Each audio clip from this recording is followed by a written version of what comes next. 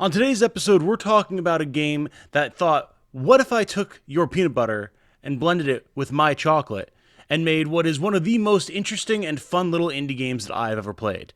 Welcome to the first ever episode of the Saturday Strategy Spotlight.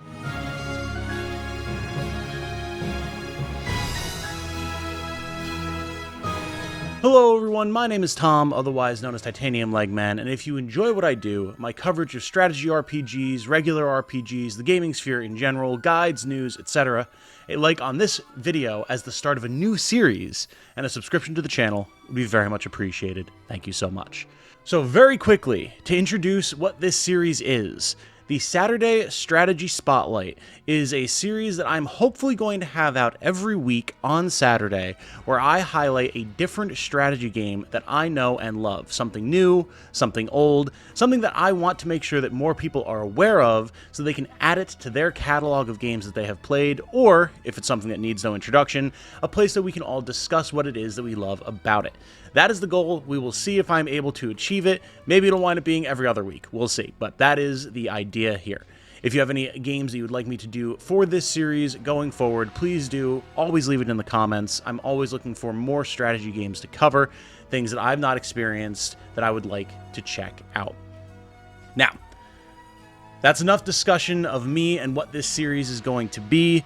Let's talk about Symphony of War, the Nephilim Saga. This is a game that has gone very much under the radar. It is a small little indie project, the first major project by studio Dancing Dragon that I love, and I have always been meaning to cover here on the channel and never quite got around to, partially due to the way that the game gripped me, which might sound like a little bit of a contradictory statement, but hear me out here. Symphony of War, the Nephilim Saga, is a beautiful blending of Fire Emblem and Ogre Battle, or, for those of you who are now more familiar with the Ogre Battle style genre, thanks to Unicorn Overlord, as many of you on this channel should be, that style of squad-based gameplay. Symphony of War takes the classic Fire Emblem feel, think things like the GBA series or Genealogy of the Holy War, with grid-based combat, groups of enemies spread across various different types of terrain, a player phase and an enemy phase, all that traditional style of stuff, and blends it with more Ogre Battle style combat. Things like entire squads facing off against one another, each individual member of that squad having its own class and abilities and stats, equipment that you can put on the squad as a whole to dramatically change the way that they perform, etc., etc. At the start of the game, you have very few units to a squad, think 3 or 4, but by the end of the game, you'll be looking at potentially every unit that you have comprising up to 9 members, which is just truly insane. Those of you who are looking for a greater possibility of customization in your squads in Unicorn Overlord by having more characters available per squad, this is for you. Interestingly as well, since you have, of course, 9 characters in a squad, or can have up to that many, you have 9 spaces in a squad. But you're not required to stick to the specific grids in that squad. Say you want to have 2 guys in your front line, well, you can have them in the top right or bottom right quadrants, or you can actually put them between quadrants to help cover your backline more effectively. It's very interesting. It allows you to do some very fun squad customization. Once you get into battle, things will progress fairly automatically, much like Unicorn Overlord. You don't have a tactics system that you can utilize to customize the way your units behave. More like each type of class has 1 or 2 types of actions and attacks, and they will execute on them as they feel is necessary. You do have some control over what your squads are going to be able to do. When you go into battle, you can choose to have an aggressive attack where you deal more damage but you take more damage, or a cautious attack where you deal less damage but take less damage, and attempt to assassinate an enemy leader in the squad by focusing your attacks, things like that. So you do have some control over what's going to happen, but after that, everything falls to hit rates, crit rates, evade rates, just like your Unicorn Overlords, your Fire Emblems, etc. The name of the game is building effective squads that play to each other's strengths and complement your army's overall tactical needs.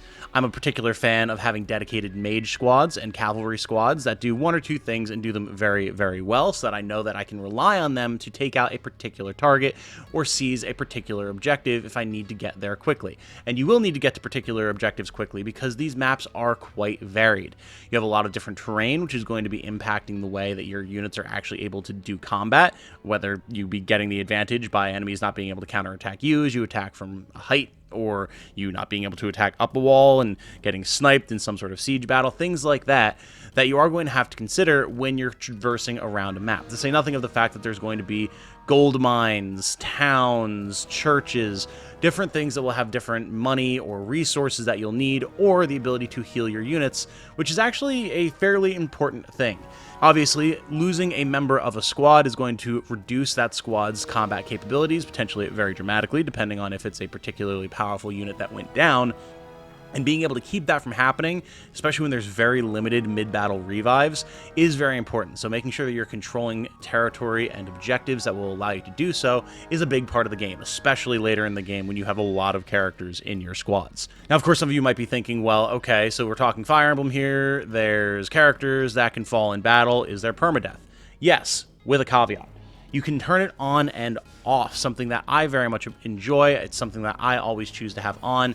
And notably, you will only lose characters that are A, not story characters. You cannot lose story characters. Or B, if you just let them be downed by the end of the fight. If a character goes down and you resurrect them in the middle of the fight, you're good. So again, holding objectives that are going to be able to revive your generic units is vital. So what are some of the other Fire Emblem elements here? Obviously, the maps, very Fire Emblem. The music, very Fire Emblem, and very nice, actually.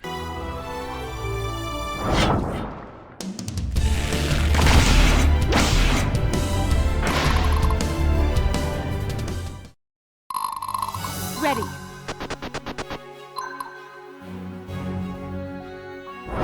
Some of the unit designs and customization for sure, but we also have things like supports and arena battles that you can engage in when you're in between missions. Supports are actually pretty decently varied. I do enjoy the characters and the character writing in this a lot.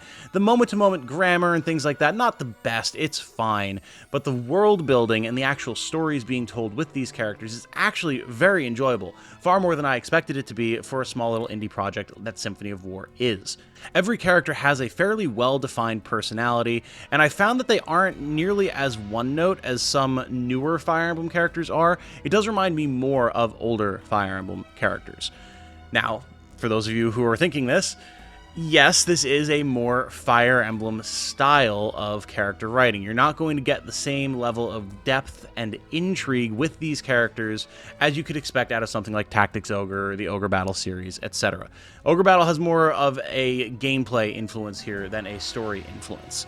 Does that mean that the character writing and the world building are bad? No, not at all. In fact, the world building in Symphony of War is actually some of my favorite in recent games. They do a lot of very interesting things with religion, technology levels, the interplay of technology and magic, the way certain orders work, like the Paladin Order, extremely interesting with the way they function and coexist with clerics and things like that. It's a very, very interesting world that I'm very excited to see more of, and highly recommend that you actually do pay some attention to, even if the moment-to-moment character writing maybe isn't your thing. As far as the Ogre Battle side of things is concerned, we've already talked about the squad building system, but truly I need to emphasize how much fun this is.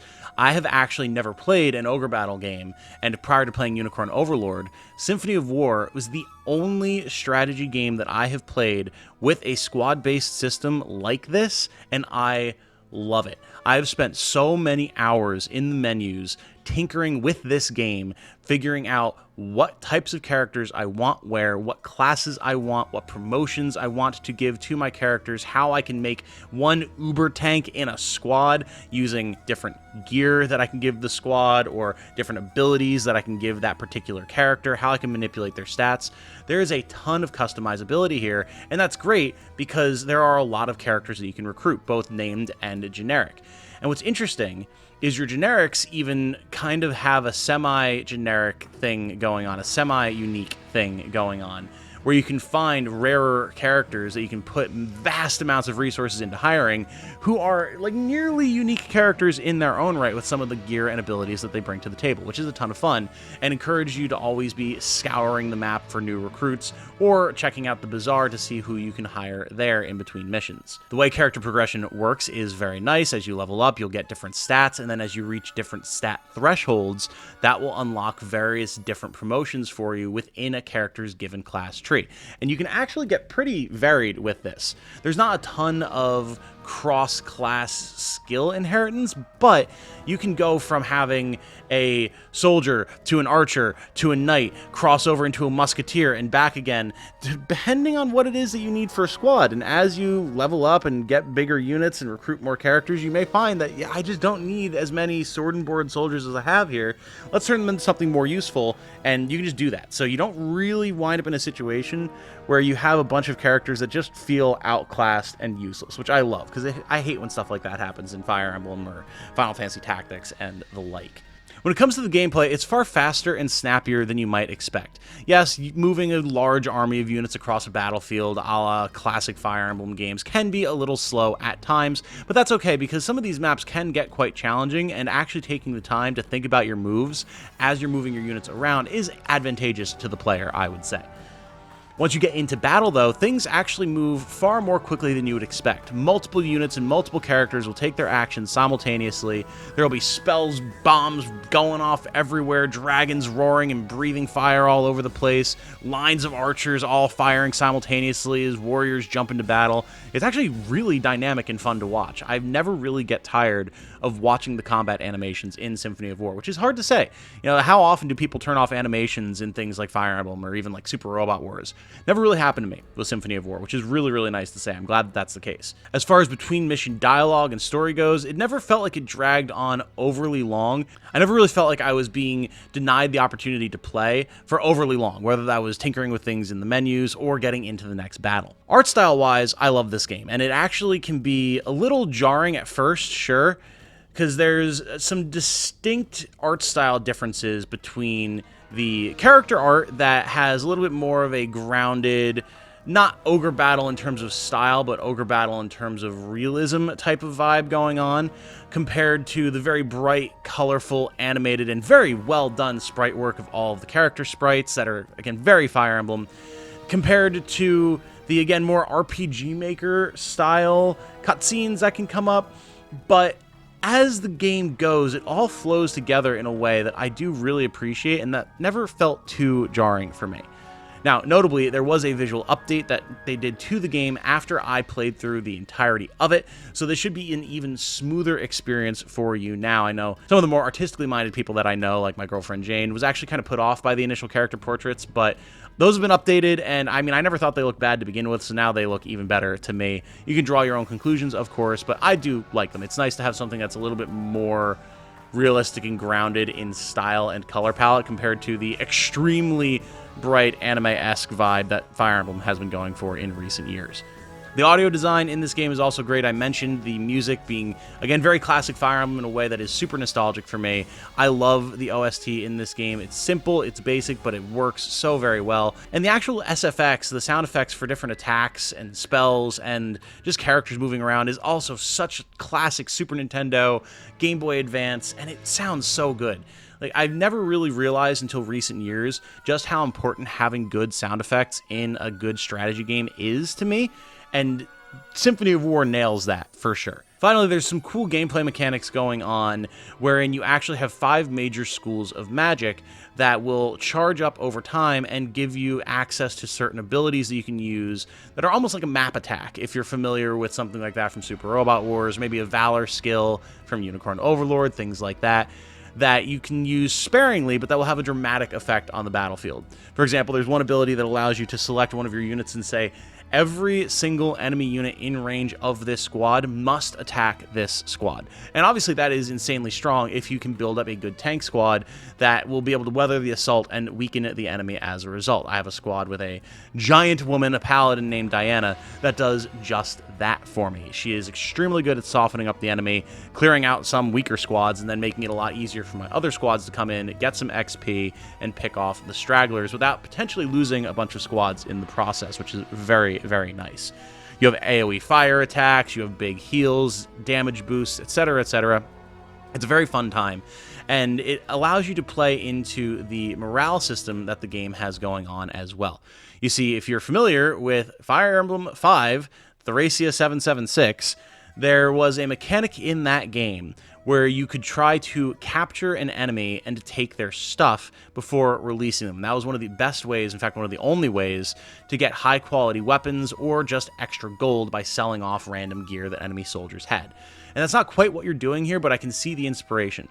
In Symphony of War, you are highly encouraged to break an enemy squad's morale and then force them to surrender. You get bonus points for this at the end of missions, which can impact what sorts of post-mission rewards you get, and you can also get items from these enemies when you rout them and remove them from the battlefield, as well as, not having to fight and not potentially taking wounds or kills on your own units. It's a pretty interesting mechanic, and I do enjoy that it can have an impact on how well a squad does in combat too. It makes you actually pay attention to how your squads are doing, how the enemy squads are doing, and if there's potentially an enemy leader that is giving a huge morale bonus to an enemy unit, maybe you need to try and neutralize that leader before you go into direct combat with them and see if you can't break the squad that way. It's another fun little delta, another layer of strategy to the game that I was not expecting from a small project like this, but that I love and would love to see in more games in this style going forward.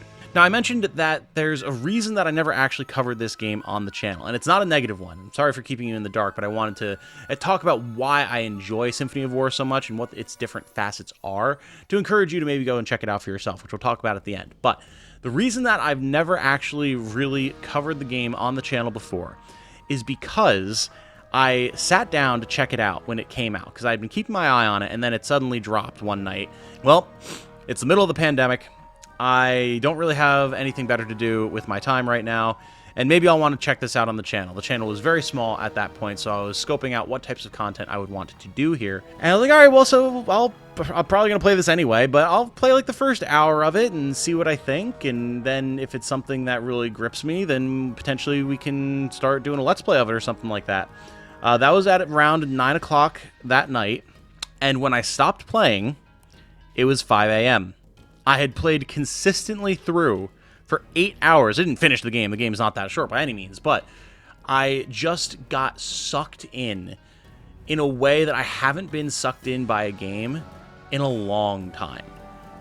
I immediately fell in love with Symphony of War.